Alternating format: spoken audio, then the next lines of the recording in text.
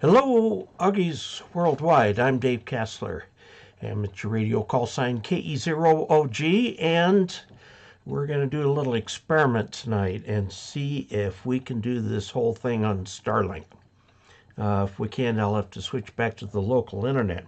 Starlink has a really nice downlink speed. It amply supports watching TV shows and stuff like that. And it's very nice for downloading things, but its uplink speed is kind of piddling. It says 10 megabits per second. If that were really true, then we should have no issue with this live stream.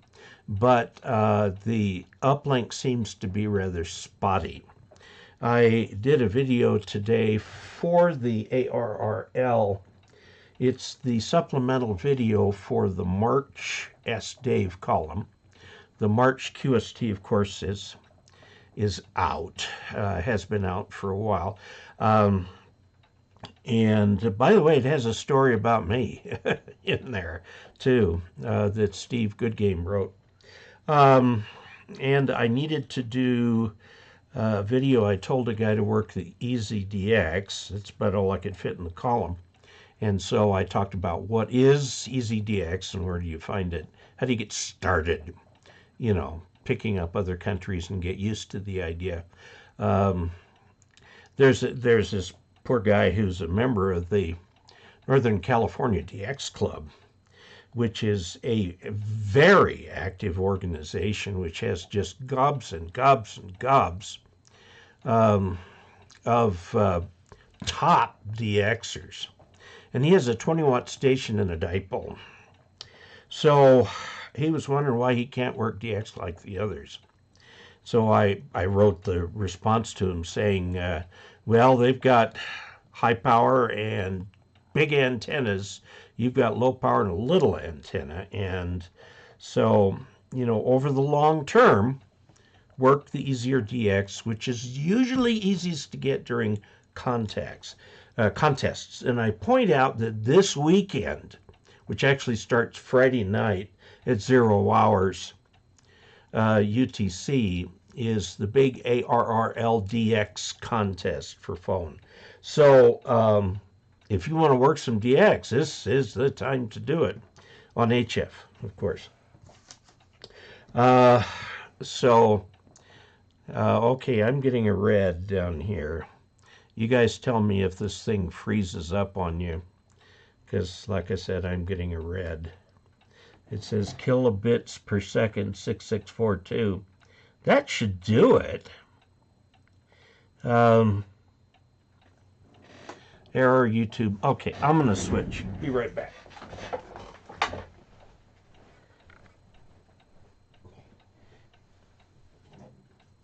Here we are. Okay. Let's see when we get, here we go. It's getting better. It's green on my side. Okay, and it looks like it's starting to work on the other side too. Okay, I switched from Starlink to our local internet provider. They have much lower downlink service and much better uplink service.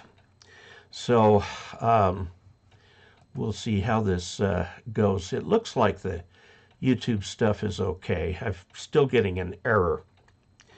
Lots to talk about today. A number of things that I would like to go over if I may, including this email, which was sent by somebody who says the Redneck White House, and he does not sign it. And it looks like it was sent to a great many people, and I want to rebut it. I thought about doing a separate video for it, but I thought if we just take a few here. Are people videos fine now? Okay, back now? Okay, everything good in Arkansas. Very good. All right. Then we'll do this here. Let's go take a look and see who all we've got. We've got Optical Man Jeff. Hi, Dave, and all Augies from Sioux Falls, South Dakota, where it's 27 degrees and clear. 29 degrees. You've got us beat there. Todd, 73 from Delaware, overcast, 53 degrees Fahrenheit. How nice that would be. Cornbread sent a message, but he retracted it. William Myers, KE0OG, hi Dave and all Augies from Bruce, Wisconsin. We also have 27. Terrence, 2 Echo Zero India Papa Kilo. Okay, now why does it say no data? I've got a green, and it says no data. I don't get that. It's green here, green there. This is the YouTube screen. This is the local screen. So now it says excellent connection. Okay, fine. Whatever. All right. Hi, Dave from London, says Terrence, at 3 degrees centigrade, which would be about 5 degrees above freezing. So that would put it at about 37 or so. Hope I'm keeping well. I am, most of me anyway. Robert Lucan, W3RDL. Hi, Dave. I just erected a 40-20 10 meter fan dipole as an inverted V, which is fine. 35 feet is good. There seems to be some difference of opinion on tuning it. Should I do the 40 meter first or the 10 meter, or does it matter? I don't think it matters. You're just purely fan dipole here. You don't have traps in there or anything like that. You're probably going to have to go through the tuning process about 3 times.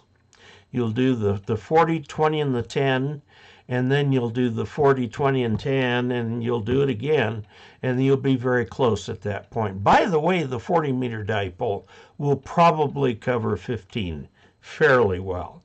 It won't cover it with a real good SWR, but the tuner in your radio should take care of it. So I'm sure glad that's Leo Gustafsson. I'm sure glad I fixed our furnace, replaced a control board, a 1982 Lennox. Gosh, it's only 40 years old. I've got to do something with our motorhome. We were fine down in Quartzsite. The heater was working great, and believe me, we needed it. And we got home, and it doesn't work all of a sudden. Turn it on, it doesn't come on. So I don't know what the issue is, and there's snow everywhere out there. So either the snow's got to go away, or I have a friend who has a very large outbuilding on his farm that I could easily drive the RV into. And I think I might just do that so I can do the troubleshooting. You know, the first thing you always look at in troubleshooting is it plugged in? You know, is it getting power? So I'll be tracing power to it. And then I'm going to be, you know, you do this in steps. Okay, if there's this, is the thermostat working? Is it actually closing the circuit? And then we start digging into the heater itself.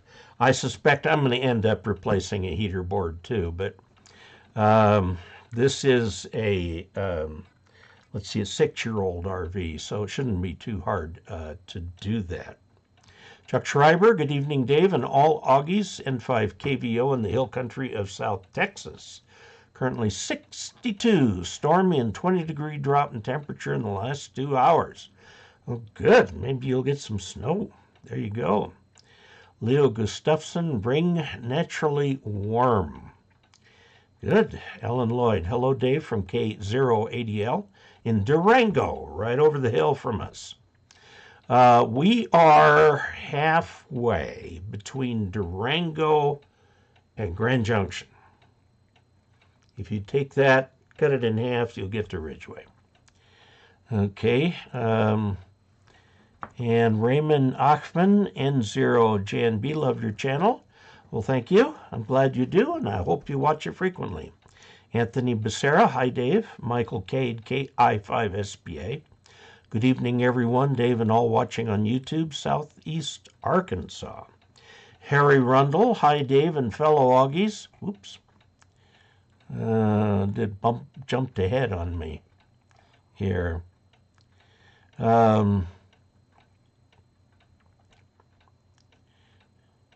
Let's see, Michael Cade, KI5SPA. Good evening, everyone. Dave and all watching on YouTube, Southeast Arkansas. Harry Rundle. Hi, Dave and fellow Augies from AC3EK in Overley, Maryland. Temp here is 51. Boy, that'd be nice. At EK6SDW is checking in. Joe Framo. Hey, Uncle Dave. Good to see you. Good. Monty Bates. Hello from Waynesville, Missouri. 73. Wow.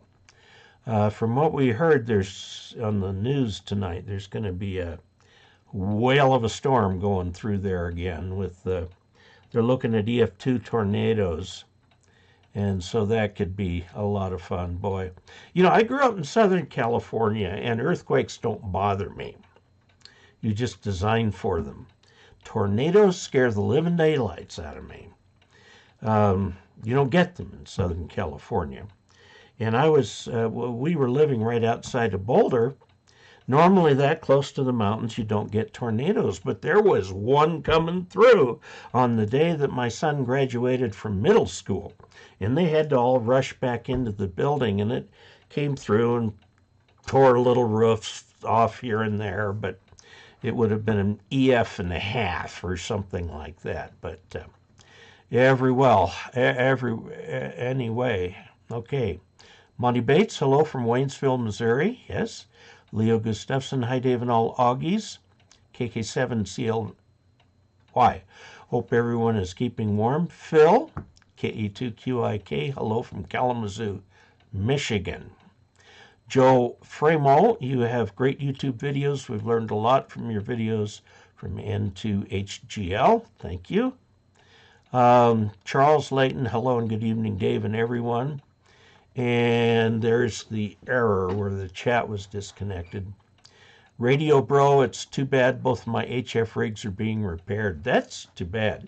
You know, I actually got on the air today. I had heard that we had this big geomagnetic storm. Big. And it was interesting. The headlines on Google News was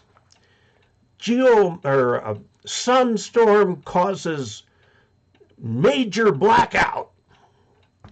I'm going, what? So I look in there and I'm expecting to see, okay, the entire state of Missouri is without electricity. Not so. It was a story about the radio blackout, or just HF.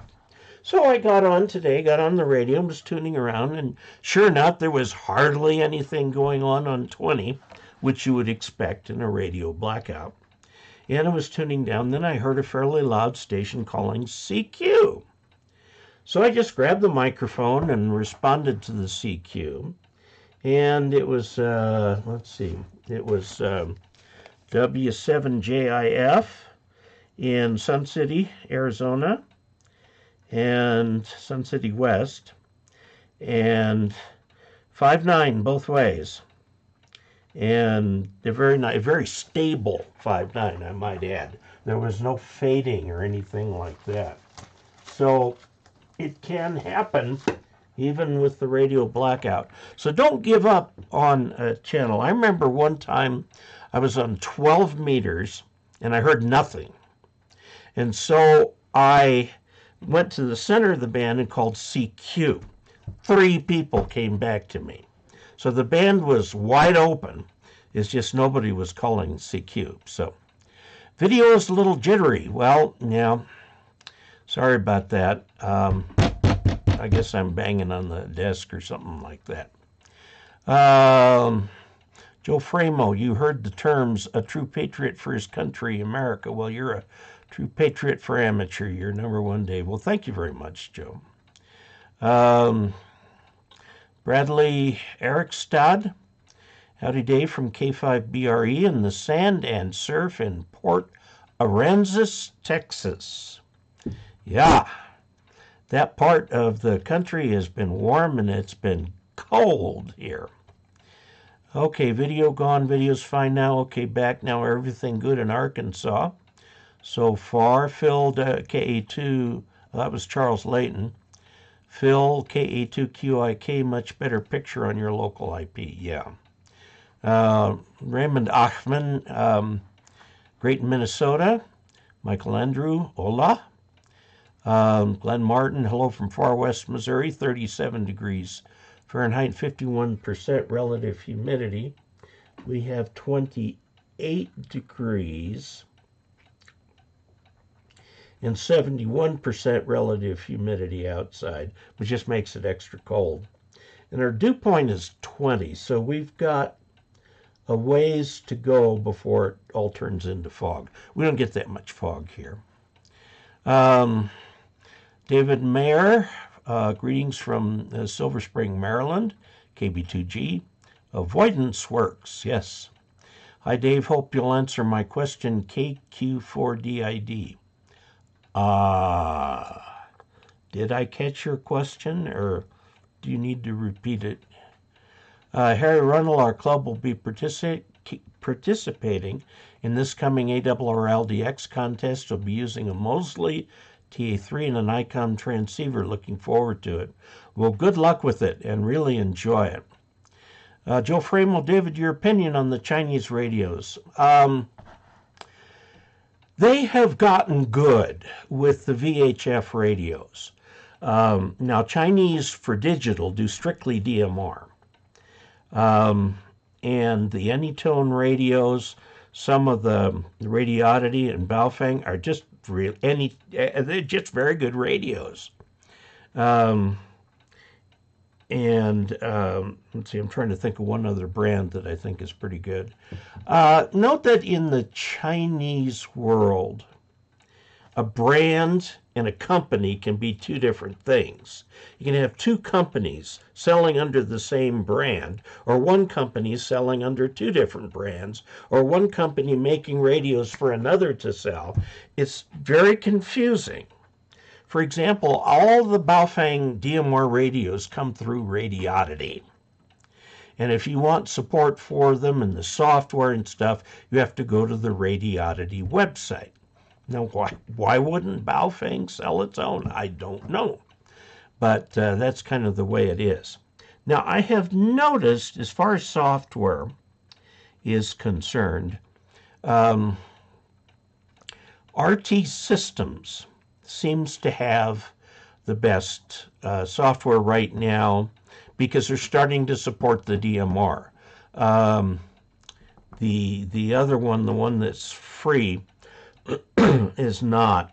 And I think they're going to have to. I mean, it's just radios are going digital, and you're going to have them. Now, what I have not seen come out of China is a good HF radio. They've been making some attempts at little low-power radios, but they're not trying yet to compete with Yaesu, ICOM, or Kenwood, even though those radios are probably made in China. But somehow the Japanese have kept control of their intellectual property, and they're not being copied outright by the others. Now, of course, as far as digital is concerned, you've got Kenwood and ICOM doing D-Star, which is a Japan Amateur Radio League, JARL, standard. And Yaesu has their standard, which they call System Fusion, which they say anybody else can follow. And the Chinese will not do anything the Japanese do. They just won't. And the Japanese won't do anything the Chinese are doing. That's why DMR, with one exception, and that is Alinco, which is doing DMR. But DMR is becoming very popular because of the low cost of some very high quality DMR radios coming out of China. I just gave one away last month, which reminds me, don't let me forget, we're doing the drawing tonight. It's the first Thursday in March. Okay, let's see. So that's my thinking in the Chinese radios. I mean, they're getting better. the first radios, they made some serious mistakes. And the UV5R is still one of the best-selling radios. And from an FCC emissions point of view, it's terrible. There's the GT or GS5R, which has had the transmitter output filtering fixed. It costs about 3 times what a UV5R costs, but the UV5s are so ubiquitous, but they can cause havoc on the air. Okay, never flickered here. Good. My Elecraft K4D shipped yesterday. All right. First HF rig. Well, you went right to the top of the line there. What should I try first? Calling CQ on 40 meters. That would be a good thing to do, I think, and get it all. Whoops. Okay, we've had $10 from Kevin Cherry. Says, hi, Dave. Greetings from Falls Church, Virginia. Wondering about how much noise to expect on 20 meters. I'm getting S7 to S9 levels of noise. 40 meters is fine. SWR is below 1.5 to 1. Across the 20-meter band. Any suggestions? Yes, I would take a look at your noise blanker and see if that helps any. The noise blanker was originally built for impulse noise coming off of automobiles, but there are other things now that are creating impulse noise. And so try it. And if it doesn't make any difference, don't use it. Some noise blankers are a little bit adjustable. And if that doesn't work, try your noise reduction, the NR, which may help quite a bit. If not, you're going to have to go through the standard procedures for trying to locate the source of the radio frequency interference, which is to go put your radio on a battery, just receive only, normal antenna, everything, and turn off your power supply, and then turn off all the breakers in the house. And if the noise goes away, okay, it could very well be coming from a source inside your house. Start turning on the breakers one by one till you find the one that is causing the problem. Turn all the others off. Go around and find the gadget and do what you need to do to make it work better. The fact that there's noise on 20 and none on 40 is unusual. Usually you will find noise on all bands. I don't know what you have for antennas.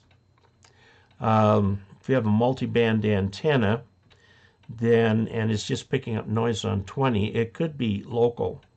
Again, a lot of the noise, like from grow lights, is impulse noise, and you can try your noise reduction, and not noise reduction, noise blanker. What the noise blanker does is if you get an impulse, it actually shuts off the receiver across the impulse and then comes back to you. And it can make a major difference. There's a Chinese radar, over-the-horizon radar, that puts out some weird noise, and I know Yaesu in my FTDX 3000, there's 2 positions on the noise blanker, and the second position is built specifically for that radar. And I turned that thing on, and poof, the radar was gone. So, let's see. You are fine. Okay, never flickered. War Game Joutneys, I recommend 40 meters, yeah. Hi, Dave. Greetings from northern Delaware. Hello. I'm thinking about buying a Dentron MT3000A tuner. Well,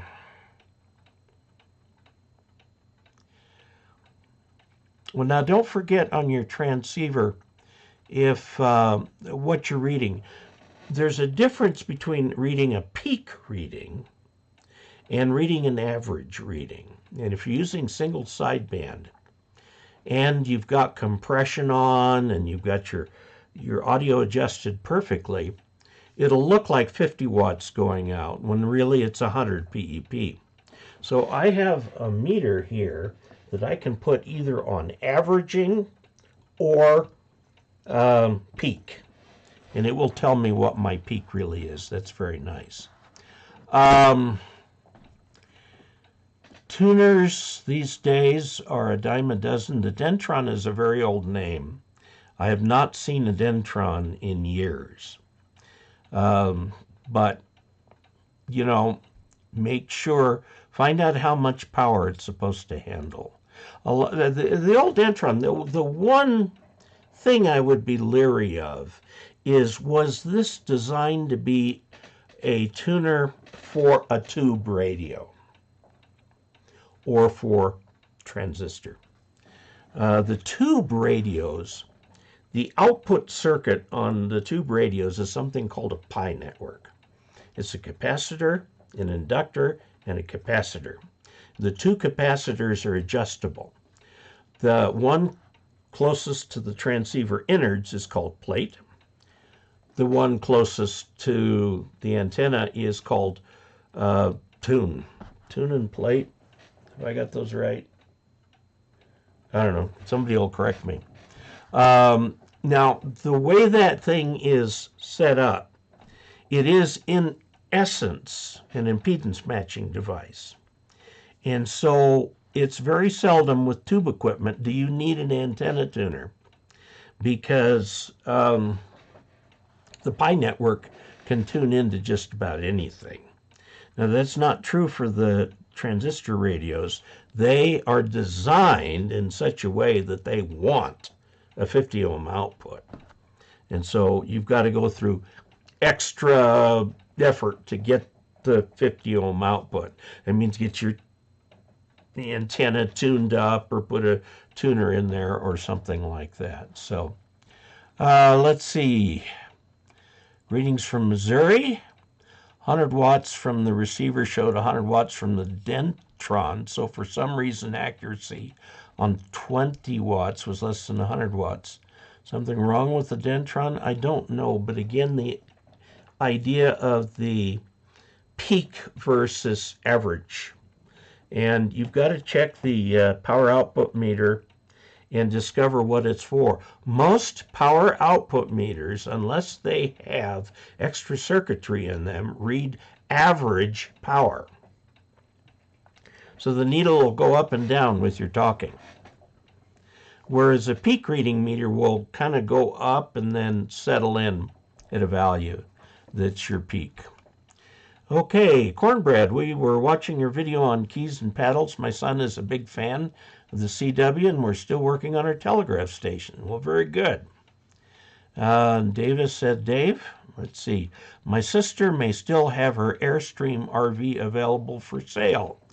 The Airstream is an interesting brand name. I mean, they make fine trailers. They always have for many, many years. If you were to tell somebody that I'm going to tour America in my Airstream, people think that's cool. If they say, I'm going to tour America in this fairly inexpensive trailer I got down here locally, people will go, oh boy, here we go. You know, there's something special about the name Airstream. Now, as it turns out, we have a motorhome now. So we tow the Jeep behind it. We used to have a truck and a trailer, and we got this Ford F-150 truck. It was the 100th anniversary edition of the Silverado. It had every gadget known to mankind in it. It was a real nice truck. The thing I did not like about it was how big it was. It was very difficult to park, especially if you're in a tight parking space like my dentist has. You really need to go in there on a mini bike and park in there. And getting that truck in and out of there took a lot of jockeying and going back and forth and so on. So now my vehicle is the Jeep. And we picked up a used Jeep. It's the same age as the trailer, I think, or the motorhome. And we towed that. We towed it to Arizona and back. It worked absolutely fine. And I really like the Jeep. It's extremely simple, very few bells and whistles, and it works great. It's small, too. I'd forgotten how small the old Jeeps are. This one's a Wrangler. And you can get in and out of parking places like nobody's business, because these vehicles have to be able to turn on a dime if they're going through one of our mountain roads up here, especially something like Black Bear Pass, which I've never been over, and I'm not driving when going over that. I'm going to get an expert. Okay. LP tank, yeah, we've got that. It's only 10 gallons on that thing. It doesn't last that long when it's really cold. No snow in Missouri. You shouldn't get political. Don't damage your reputation. I think everybody kind of understands what my politics are. I'm going to go through this thing because it needs rebutting. Okay, this right here. It's called Ham Radio, A Hard Look at Licensing. And I don't know, I think it's his head that's hard. It says it's natural to man to indulge in the illusions of hope. And he goes down through this thing here and says, I am willing to know the whole truth, to know the worst, and to provide for it. Quoting Patrick Henry, who was revolutionary firebrand prior to the Revolutionary War in the United States. And when he was talking about liberty, it wasn't liberty from our own government, it was liberty from King George. Okay? So he was talking about kings and parliaments and things like that. Now, in 1776, the U.S. declared independence from King George. There was a war. We won, and we put together a government called the Articles of Confederation that included as many of these Patrick Henry-like principles as we could. It didn't work. There were no teeth in the federal government. The federal government would ask states for money, and the state may or may not have given them the money. It was a failure. So in 1789, okay, a number of years after the Declaration of Independence, the states formed what they called a Constitutional Convention in Philadelphia, and they gathered together and wrangled out the Constitution that we have today. There are two things that happened. First of all, there were a lot of people who were still like Patrick Henry who thought this government has too much power, and they needed persuading. So a lot of the Founding Fathers wrote a compendium of papers called the Federalist Papers. And you can read them, and in fact, probably in your high school curriculum, you had to read some of them. And they explained why we needed this Constitution and how it would work. And they came up with 3 branches of government that were equal and checks and balances on each other. For example, Congress provided for a Supreme Court, and in fact, the original Supreme Court met in what today is the Congress building. They've now built their own building across the street, but for many years, they met in that same building. They came up with the number of 9 for the justices. 9 is not in the Constitution. That's just the number that they were given by Congress. And then the president appoints Supreme Court justices by the advice and consent of the Senate. Not the House of Representatives, the Senate. Okay, and that's the way it's been. It took a while, 20 years or so, for the Supreme Court to get around to declaring a law unconstitutional. The declaring of a law unconstitutional is not in the Constitution. However, by precedent, that's what we've done. Our legal system, as much as we hated the British, is based on English common law. Okay, common law is a case where there are laws, and then there are courts, and if somebody has a problem with the law, they go to the court, and the court relies not only on the law, but on precedents, previous legal decisions. So previous legal decisions assume the force of law. They become part of the law. Now, that is true in every state except Louisiana. Louisiana uses Napoleonic Code, but every other state uses English common law. And in fact, there have been times where people in U.S. federal court have cited English legal precedents successfully. But be that as it may, so the kind of thing that Patrick Henry and people like that were looking for, the idealism that was in the Declaration of Independence, was tempered by experience in the building of the Constitution. Now, two things that they did.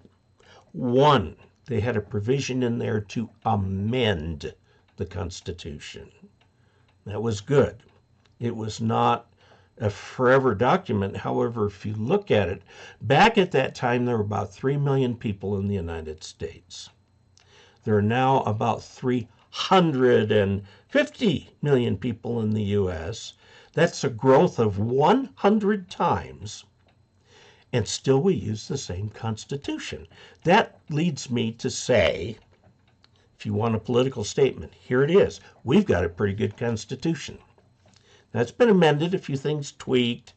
In the original Constitution, the Great Northern Southern Compromise was that black people would count for 3/5 of a person. Well, they got that out of there finally. They finally got the anti-slavery law amendment into the Constitution. Lincoln created the Emancipation Proclamation as part of his war authority as president, and he was not sure it would pass muster with the Supreme Court. And that is why they had that amendment, I think it's the 18th Amendment, where they got rid of slavery.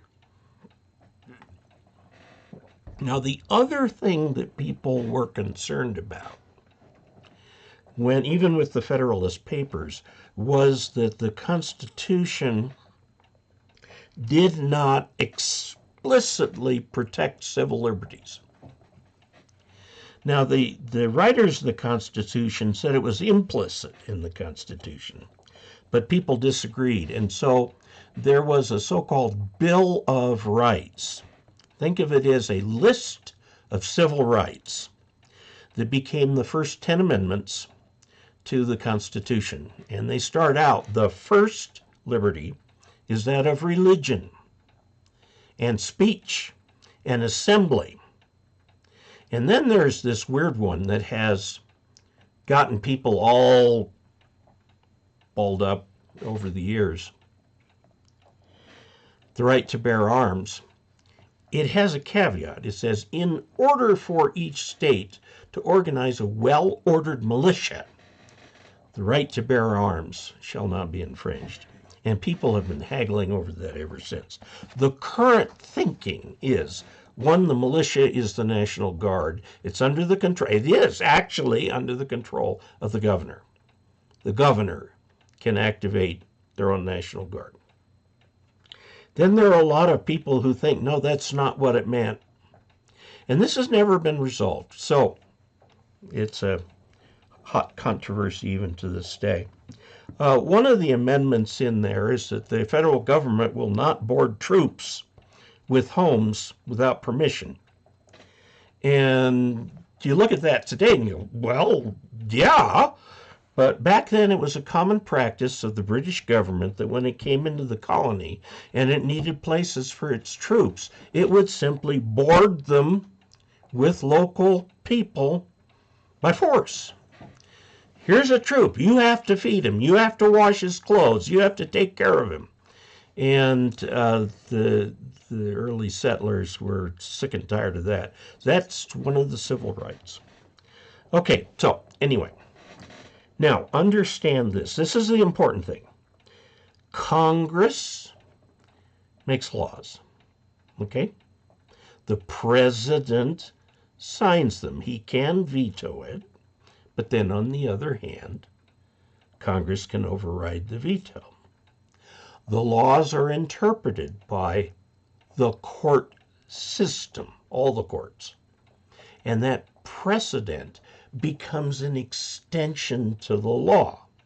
So what was originally passed by Congress is called a statute.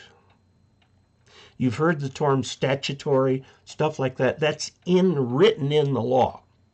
And then there's something called case law, which is all the precedents.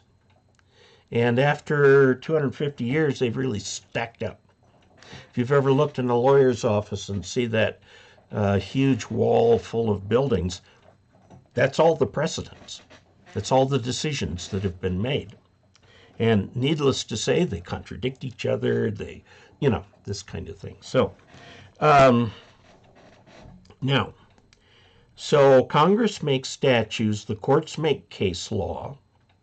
Congress has the ability, if they think the courts have gone in the wrong direction, of changing the statute to alter the case law or make part of it invalid. Okay? It's this back and forth between the branches of the government.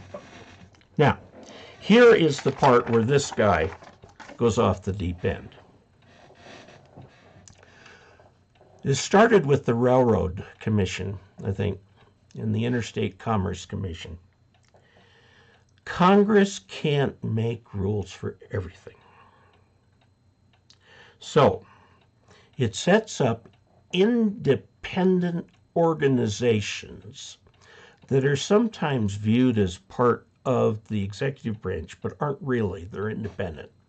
Let's take one, for example, one we're all familiar with, the FCC. The Federal Communications Commission is an independent federal agency chartered by Congress, and its members are nominated by the President and confirmed by the Senate. As it turns out, the FCC has 5 members, and whichever party is in power right now, it's a Democrat in the White House, so there will be 3 Democrats and 2 Republicans. And when a Republican goes in there, you'll have 3 Republicans and 2 Democrats. The Congress gives these organizations, first of all, it assumes they're experts in their field, and they are allowed to make regulations. Now, these regulations go into the CFR, the Code of Federal Regulations. Okay, I've got a big book right here. Here are the FAA regulations. And yes, I had to dig through a lot of this when I became a pilot. These are regulations. And it's commonly said that these regulations are written in blood because somebody died, and so they made a regulation to try and prevent it. For example, as a sport pilot, one of the very explicit things I'm forbidden to do is to give a person a ride if they've won a lottery for a charity. You can't put a ride out there as a prize and people can bid on it. Well, you can guess what happened. Somebody did that, died, and the regulation went in there. So, the regulations have the force of law, but usually the regulations are enforced as, you might say, civil law. Okay, so if you break an FCC regulation and they come after you, which is rare, I understand, they want a fine. They want money. They're not going to put you in jail.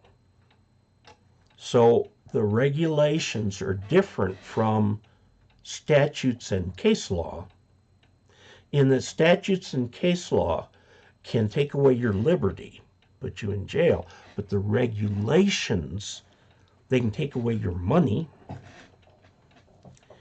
And in fact, the FCC proposes fines and allows the bad guy to rebut that. And they'll do some negotiation, and the guy says, I don't even have that in my life savings. How about, instead of $50,000, $500? And sometimes they'll accept that, and sometimes they won't. There are all sorts of regulatory agencies: the Securities and Exchange Commission, the FAA, the Interstate Commerce Commission, the FTC, all of these, right? And they all work the same way. They issue regulations. Okay, the regulations have the force of law. So, for example, if a car maker unwisely decides to skirt the regulations and come out with a car that doesn't meet mileage or emissions or whatever, the government can block the sale of that car, and they do. So this guy posits that the FAA has no legal authority. That is baloney. They do. It's granted by Congress, and it's subject to law. They can take these things to court, and the president appoints the members, and all this kind of stuff. There's this three-way balance of power. Okay, so I hope that helps answer this garbage. Yes, the FCC has not only the right, but the responsibility by statute to regulate amateur radio. The FCC was created because the radio spectrum is a limited resource and therefore is controlled at the federal level. By the way, there happens to be a similar organization that does it for the military frequencies. And so you have to prove to the FCC that you will obey the rules. And the amateur radio service is the only service where we not only can use our radios, but we can modify them, we can make them from scratch, we can design them, we can fix them, we can do all that. As a pilot, most pilots, I can do it because I'm a sport pilot, I can fix my own airplane, but a regular pilot is not allowed to do anything more than check his oil level. Anything beyond that requires a certified technician. But here in ham radio, we can do our own stuff. We're self-regulating. Okay, end of tirade. I hope there's nothing political in there. I'm just saying there's a Constitution. Now, this guy says he's a Marine, was a Marine. If he was a Marine, then at some point, as he went into the Marines, he took a solemn oath to protect and defend the Constitution of the United States against all enemies, foreign and domestic. I took that same oath. And while I've long ago resigned my commission, I've never been released from that oath. Neither has this guy. Okay? So, yes, we have a constitution and a constitutional government. If you don't like it, go elect somebody else to Congress. Okay? That's your power. The vote. And so these people who talk about undoing the Constitution are coming up with novel legal theories that explain away their right to trample on the rules, please understand, no, just no. I will protect and defend the Constitution of the United States against all enemies, foreign and idiots like this. So, end of tirade. I was going to make that a separate video, but then I thought, nah, I'll just throw it in here to this, and we'll see. Don't damage my reputation. I do occasionally get hit for saying I'm political, and I'm sorry. I realize that the country is divided in half, almost 50-50, and it's been that way for years, ever since George Bush was elected. It used to be in the U.S., and this is back before a lot of people alive today even remember. But if there was a divide in the country, the idea would be to develop a government of national reconciliation. And this has happened with presidents in the past that appoint about an equal number of Republicans and Democrats to their cabinet, saying try and work together, bring the sides together, and so on. But since Newt Gingrich came along, that it's been all different. It's not good for the country, but it's not the first time it's happened in the United States. Remember the Civil War? We came out of that. We came out of that okay. And we're going to come out of this okay. I have great confidence in the nation. So, here we go. We've got Victor Pisano, who's probably wondering what on earth I'm talking about. HI8PIZ from Santo Domingo in the Dominican Republic, and sending his best wishes. Rosano, hello from New Jersey, W2UK. Dallas Jolly, I've had some of the best contacts in the past few days. What happens with these storms? They overexcite the ionosphere, creating the radio blackout.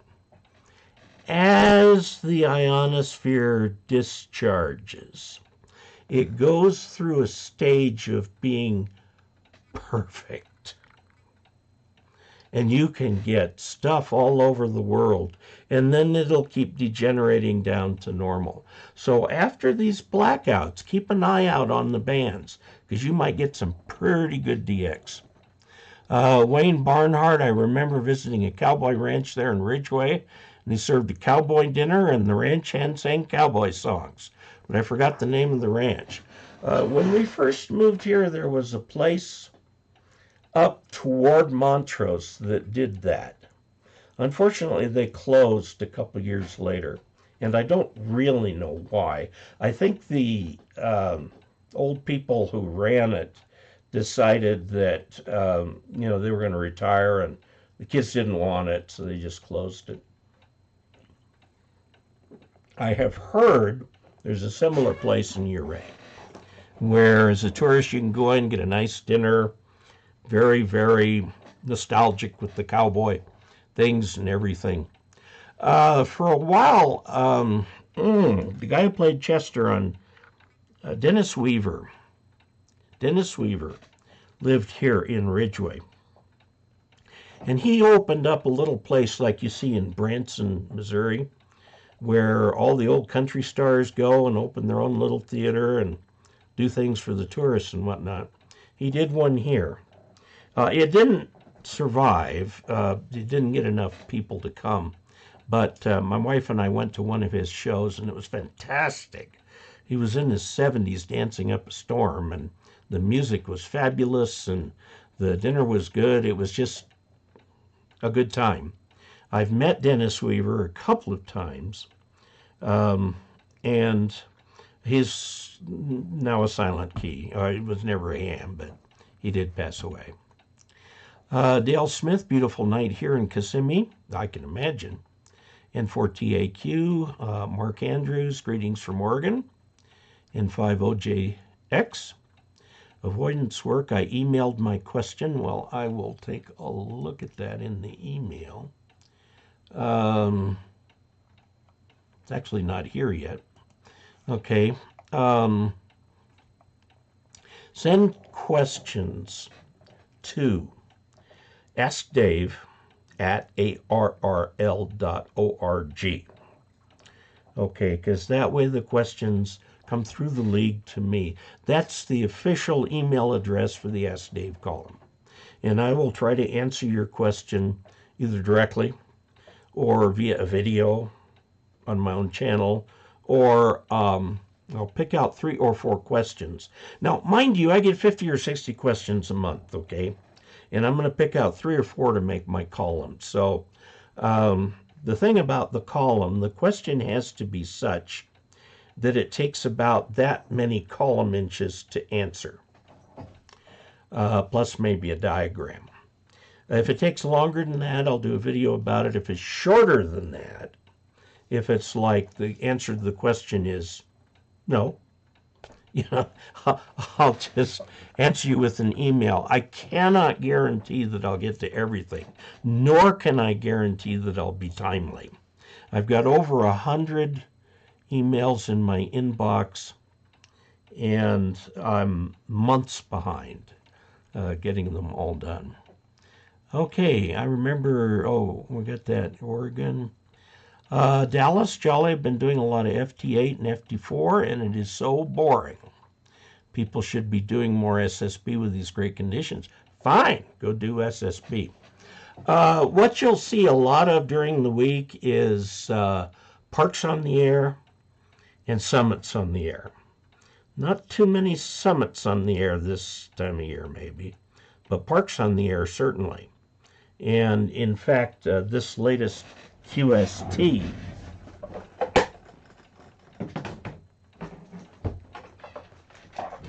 this is the March QST, how to be the activator that chasers need. Okay, he's talking about how to get up on top of a mountain or go to a park or something like that. A friend of mine, Brad Rich, N6GR, does a lot of parks on the air. And one of these days I'm going to catch up with him and we'll go do one together, and I'll do a video about it.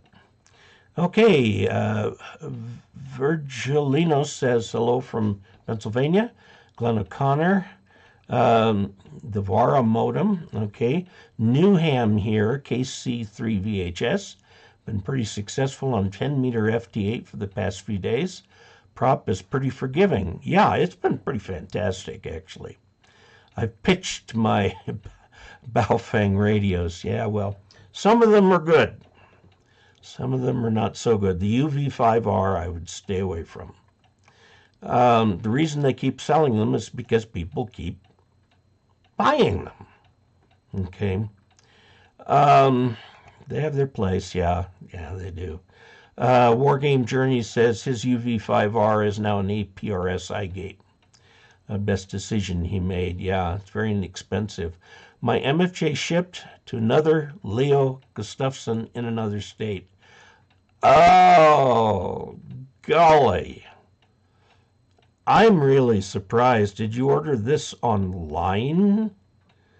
I mean, the address should have gone with it. I'm disappointed in MFJ for doing that. Yeah, Glenn offers to run a drill through the UV5Rs. Reggie Love, what you should do is power your radio from a battery, then trip your mains breaker and see if the noise goes away. Yes, and then you're going to have to go through breaker by breaker by breaker to see which one it is. Let's see, Kevin Cherry is MFJ 2010, is hung as an inverted V, which is fine. He also says, thanks, Reggie, I bought a battery and we'll try that this weekend. Alan Lloyd, Dentron has the best marketing team, proof. They named NHF amplifier the Clipperton. Yes, oh, that was a long time ago. Stone Carver, thank you for all your great videos. Avoidance Works has put in $10 into the chat revenue. We just have $10 at this point. And he says he retracted his message. Oh, the whole point of putting in the $10 is I'm going to be absolutely sure to read your message. So, message retracted, but thank you very much. Lanu McCumbee says, KC0OG here. Any info on multiband spider antenna that has removable elements? Is made for RVs. Can it be made as a base antenna? Yes. Oh, golly. I saw it out at Pacificon a while back. Buddy Pole makes a portable spider beam. Okay. And it can be used in an RV because it's designed to be assembled fairly quickly and taken down fairly quickly. And given that it is, in fact, a spider beam, could be used as a base antenna. Although I think I would go with an MFJ or something like that is designed for the wind a little bit better than a buddy pole. Okay. Buddy pole antennas are for fair weather. They're portable antennas, primarily. If you want something that will withstand the weather, you can do what I did with a good sturdy mast on a good sturdy base plate with a pin through it so the rotator won't rotate the mast, and properly guide. My guys are at 45 degrees coming off that thing, so they're very strong. Which gives the thing a pretty good sized footprint, but I've got a big backyard. And the hex beam itself is made of pretty strong stuff. We had an ice storm once 2 or 3 years ago, and the antenna drooped down, okay, and then when the ice melted off, it just sprang right back up. I was very impressed.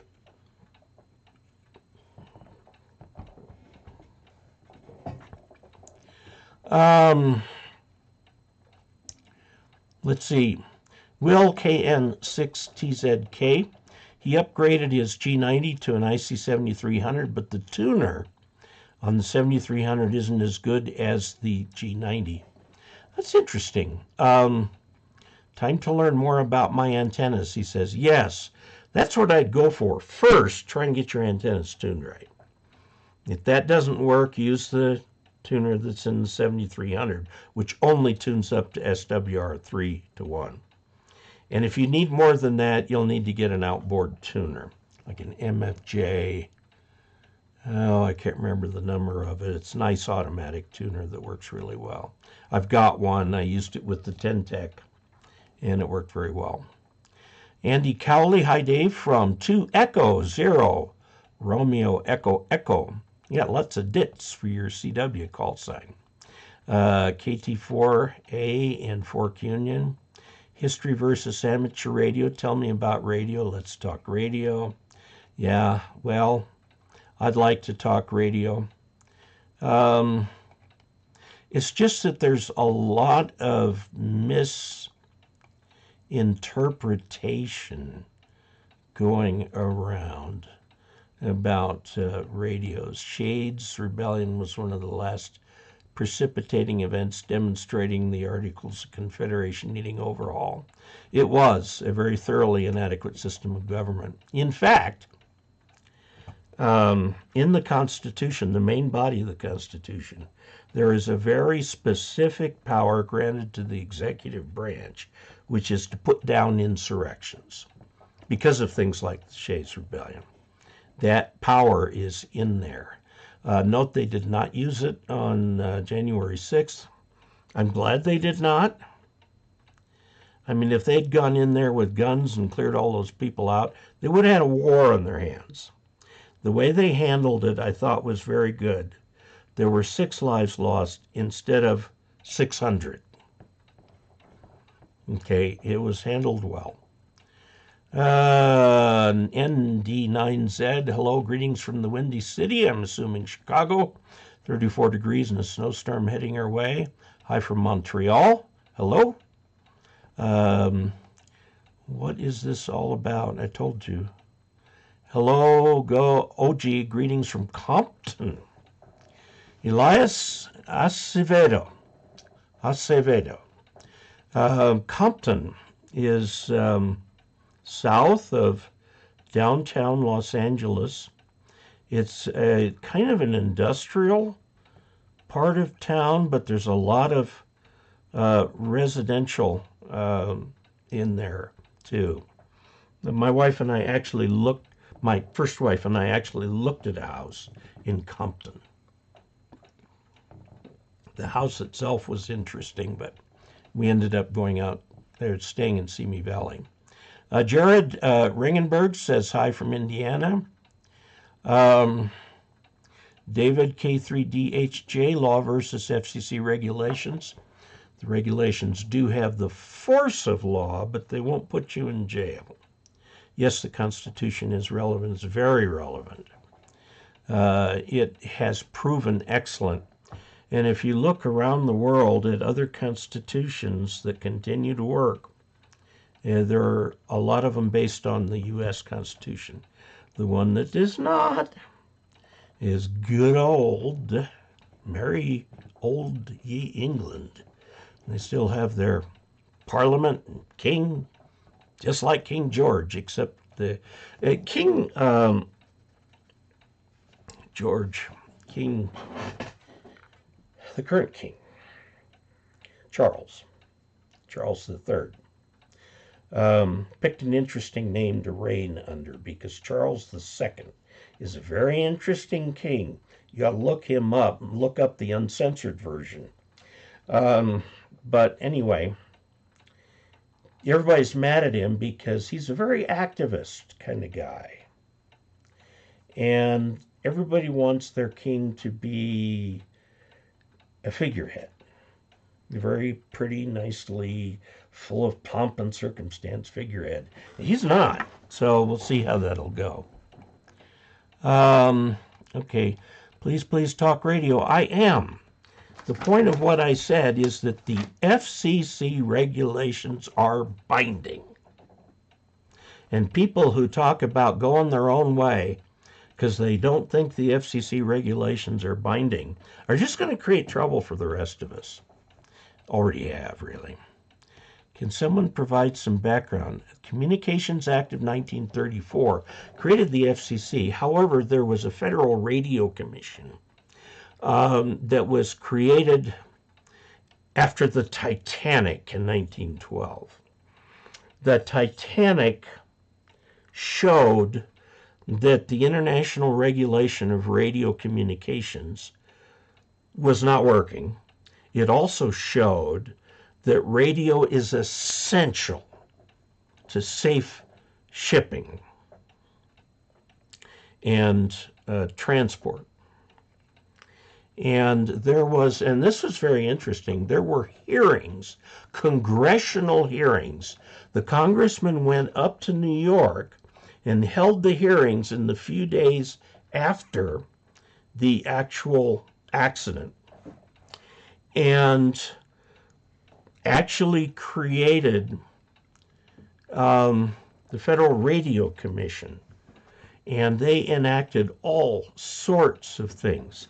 This is where we start seeing the Q codes, which were international in scope. This is where we start seeing licensing of radio stations and so on. And a CW came in because the Titanic was Spark, remember. And CW started coming in after that very, very strongly because it was so much better than Spark. Spark uses too much bandwidth. I mean, it does work, not very efficient, but uses too much bandwidth. So that was, yes, FCC gets its power from Congress. 2, did Dave receive a nasty email? This. If any of you have got this, throw it away. The guy who wrote this did not even have the courage to sign it. I will sign what I'm doing today. That's me. I'm Dave Casler. I take responsibility for what I said. Okay, today, yes, I did. Email, who started this? Now I understand. Patience pays. Support and defend the Constitution of the United States? Absolutely. Semper Fi, my son is in the Marines. I was in the Air Force. Much respect. In California, my vote doesn't seem to count for much when it's a statewide initiative. Well, that's because there's 40 million people in California. If California were its own nation, and I think there are some people who wish it were, if it were its own nation, it'd be the 7th largest economy in the world. I mean, there's a lot of people out there. I was out there for PacificCon in October, and when we got close to where we were going, which was San Ramon, California, we were going close to where I grew up, where I was born, in Modesto, California. And we had about 3 hours we needed to kill. And so we took a little journey down to Modesto, and I kind of had to work my way and look at Gmail and Google Maps, and we found it. We found the farmhouse and the barn and the land where my mother was born, that was settled by her father, who was a German immigrant back in the 1920s. And my mom was born in 1925.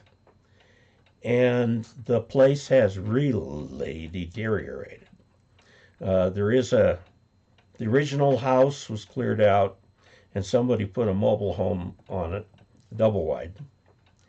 And the place looked terrible. I'm really sort of sorry to have seen it. I have pictures, but I've not shared them with my sisters. I don't know, there's something bad spirit about the place. And it was too bad. It was much smaller than I remembered it, but I remembered it as a child. So it seemed much bigger. But we found it and looked at it, and the whole area around there, they're displacing the best farmland in America with houses. You know, if we were smart, we'd say, let's keep farmland, and put the houses where it's not good farmland. But that's not what happens. So all our farmland is being converted to houses, and we buy our produce abroad. So there we go. Okay, let's see. Leo, not all us Marines are so delusional, although he has his moments, he says. Benjamin Otto says, I hear where you're coming from, and I agree. I would also suggest lovingly embracing extensive federal bureaucracy isn't a wonderful thing, and I agree with that. You know, just a aside comment. If the White House is Democrat and the Congress is Republican, you'll get a stalemated government, or you can do it the other way around. And my comeback to that is that a stalemated government is not essentially a bad thing. Because if they can't do anything, they can't take our liberties and our property away from us. So anyway, yeah, it is a huge federal bureaucracy. There's been a lot cut back. The FAA rules just get thicker. And they've had a lot of trouble with airlines recently, as you've noticed on the evening news. And there's a guy who follows that channel by the name of Blanco Lirio. Juan Brown is the guy behind it. He is an active pilot for one of the big airlines. And he says the basic problem was during the pandemic, they had to either pay their pilots to do nothing, or it was cheaper for them to offer early retirement and then use the money to bring in new pilots and train them and so on. And so the old guard is gone. The people that knew how to keep those airplanes from running into each other, it doesn't matter how many regulations you write, you can't cover everything. Experience counts. So anyway, that's one of the side effects of the pandemic. I'm beginning to think that this whole idea of shutting everything down for the pandemic turned out to be a bad idea. Um, W1AJF ham radio channel. I'm KE0OG ham radio channel here. Sean, great job, Dave. 73 to all Augies. Dave, good for you addressing the issues in the email. Leo says ×2. KG5AJP says best wishes. Ryan, great info. Thanks for the history lessons and deep thinking. Well, thank you. I appreciate that, actually, very much. Let's see. Had 2 storms this week. Yeah, I heard from a ham who took the train out to California.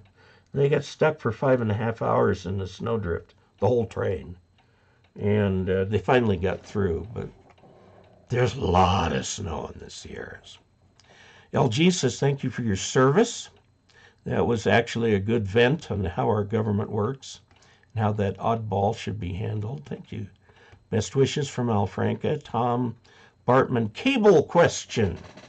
I ran 75 ohm RG6 to my attic antenna years ago for 70 TV antennas. Since then, I used it to connect my 10-meter radio to an inverted V dipole.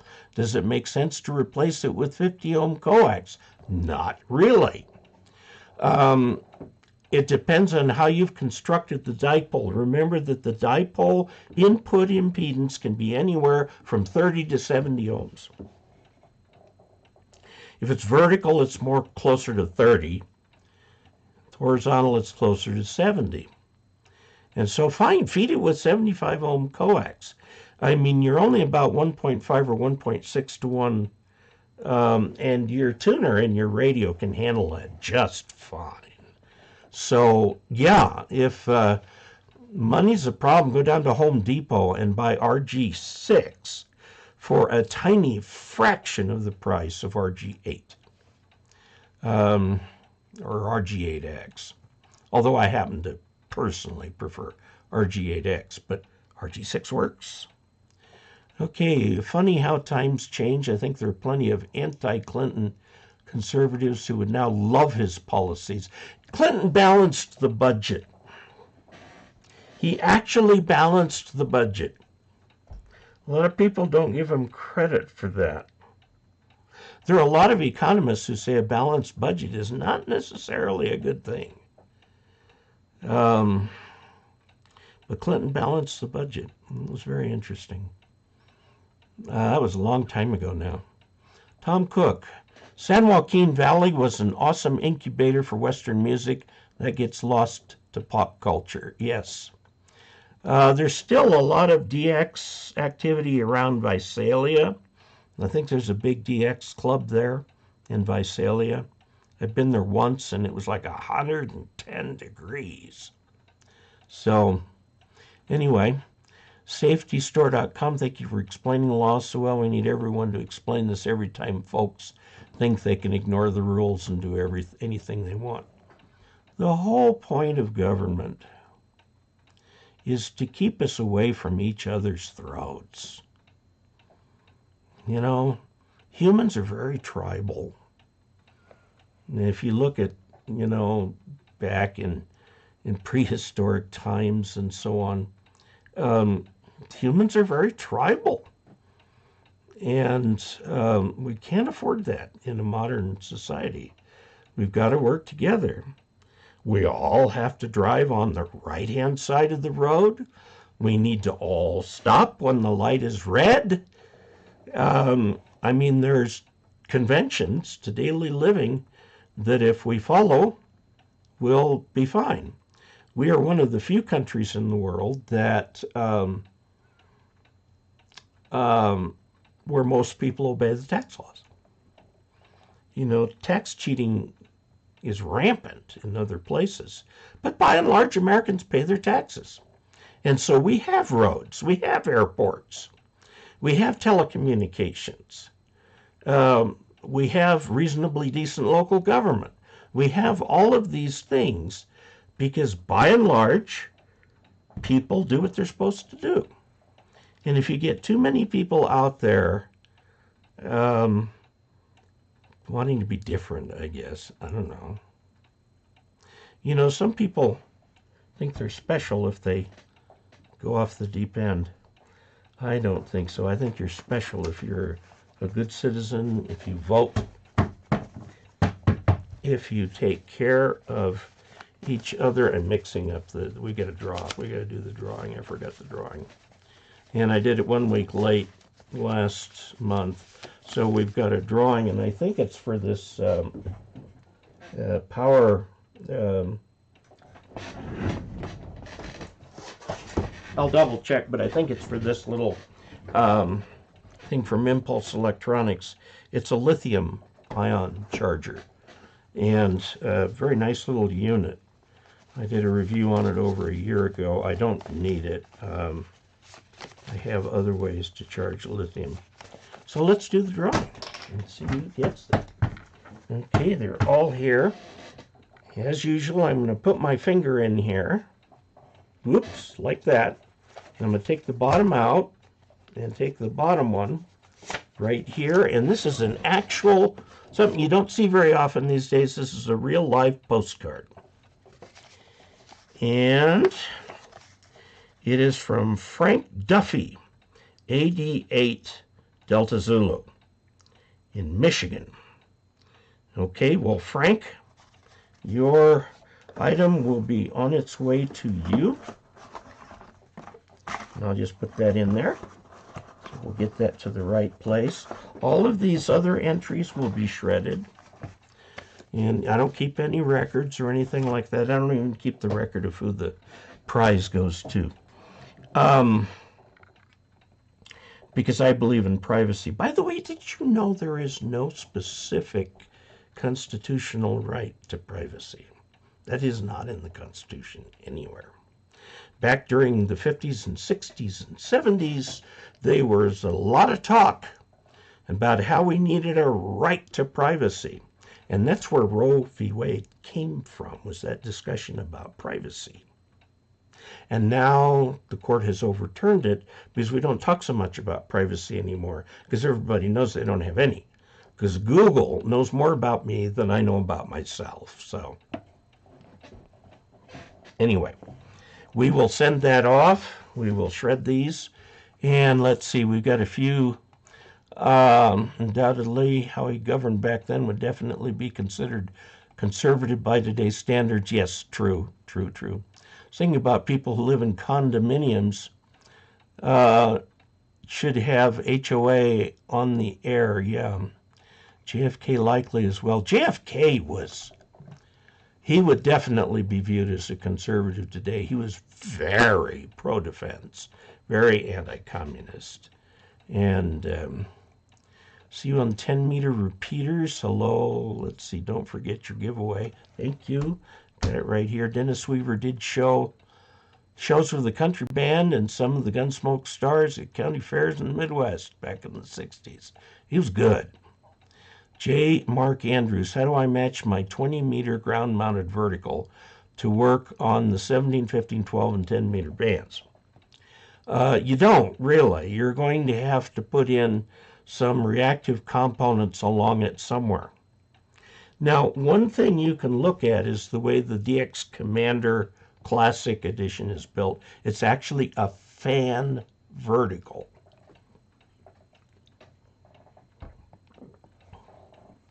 You could do something like that.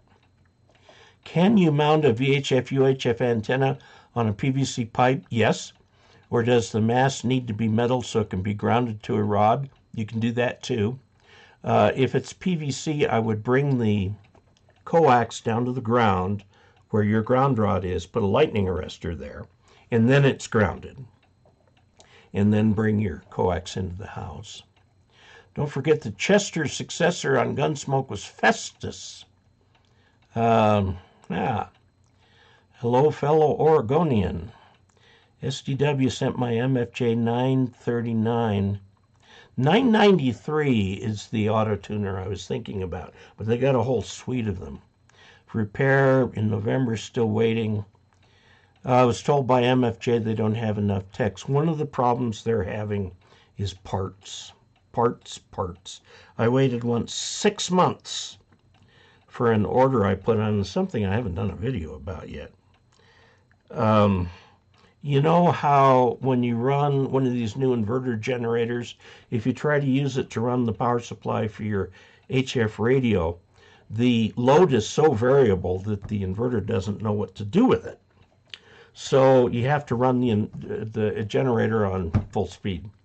But there's a thing made by MFJ that's a big capacitor bank, 4 farads of capacitance, that will provide current to the radio while the generator is kind of spinning up.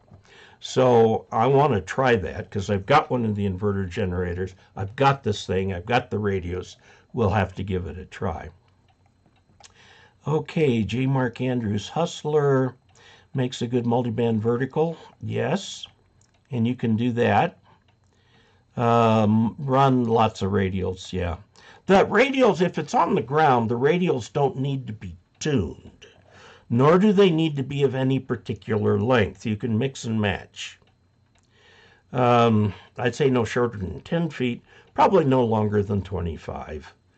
And I personally prefer insulated radials, so they truly act as a counterpoise, which is a big capacitance, instead of ground, which is a big resistance. So, Hustler, Stockton. Yeah, we went through Stockton. Don't forget the giveaway, yes. The Hustler, let's see, Dave. Thanks for the remedial civics lesson. They don't teach that stuff in school anymore. No, they don't.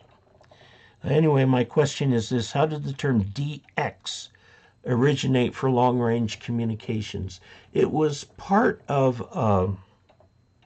code. And I don't know if it was the Phillips code, but like CQ means, does anybody hear me? DX is distance. There are terms like that. I'll have to review that one because I know where the Q codes came from. But there was also something called the Phillips code, which was used for landline telegraphy. And that's where 73 comes from, is from that, and 88. And we use often in CW, and is abbreviated as ES. And that was actually the old landline telegraph code for the ampersand. So that's interesting where that came from. Don't forget the giveaway. Hey, Dave, thanks for the... Let's see, watch all of his videos. He tells the truth about flying in accidents. Yeah, my poor Hangar Queen aircraft is still waiting for parts. And the 2 parts it needs need to be manufactured by the manufacturer. And they can't get the steel that they need. So they've got a supply chain problem. It's going to be years before we're out from under the mess we made by shutting down the economy during the pandemic. I see Bear Valley, California is 46 feet of snow. Woo! Good philosophy on stalemate, Dave. Thank you. Hello from KD9VTU. Just made general. I'm visually impaired and am looking to get on HF. The ICOM 7300 has a voice system that will tell you like what frequency you're on and stuff like that.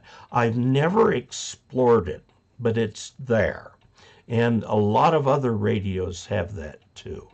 So look at that, and you will probably have to get with other hams who are vision impaired and get some tips and ideas. There is an organization called Handy Hams. That's HANDIHAMS.org. Okay, and it's designed for disabled hams. And get with somebody and sit down in front of that screen and see what you can learn, because there's a lot of things that you can do there. A lot of things you can do. And I congratulate you on getting your general. You Yeah, I'm kind of visually impaired myself. This eye has what the doctor called corneal or a stippled cornea, which means it got infected and it's all blurry now, but it's supposed to get better. So we'll see. Optical Man Jeff, $15. Thanks, Dave, for all your radio knowledge and great advice. Thank you. If Americans are such obedient taxpayers, why has the government decided to hire 87,000 new IRS enforcement agents? The IRS is grossly underfunded. I mean, they take forever to process tax returns. And if it's the least bit complicated, even longer. And the problems happen with people who make a lot of money, really don't like paying it in taxes. I don't like paying it in taxes. Good grief, I'm 71. You'd think I'd be done paying taxes, but no, I'm not. I pay taxes on Social Security, but I also pay taxes on all the YouTube income is ordinary income, and that's how it's taxed to me. So if you give me a $100 tip, which people occasionally do, I'm going to be paying some like $12 of that in federal income tax. I'm very careful about this. If somebody gives me cash, I record it. There's nothing under the table. The guy, I was at Quartzsite, and the guy came up and very quietly handed me a $100 bill. I said, thank you very, very much. And I put it in my wallet in the special spot I put cash donations, and it's part of my income for the taxes. I've already sent my tax stuff to the accountant. So, 73 Dave and everyone, and ES is that American Morse code. Yes, it is an ampersand in the old American Morse code. Okay, well, we are 3 minutes over time. Thank you for not sending drone bombs my way for my reaction to this, and please understand that this is something I feel strongly about. I am very proud to be an American. I'm very proud to be an amateur, and I'm very proud to be part of a worldwide amateur radio fraternity.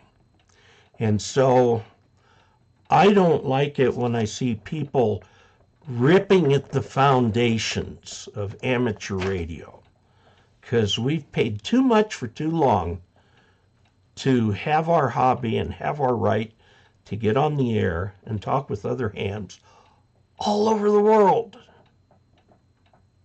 If you want to talk to a ham in Russia, go ahead. You want to talk to a ham in the Ukraine, go ahead. This is our right to do things. So 73 to everybody, and we will we'll see you next week. I'll set that up right now. So 73.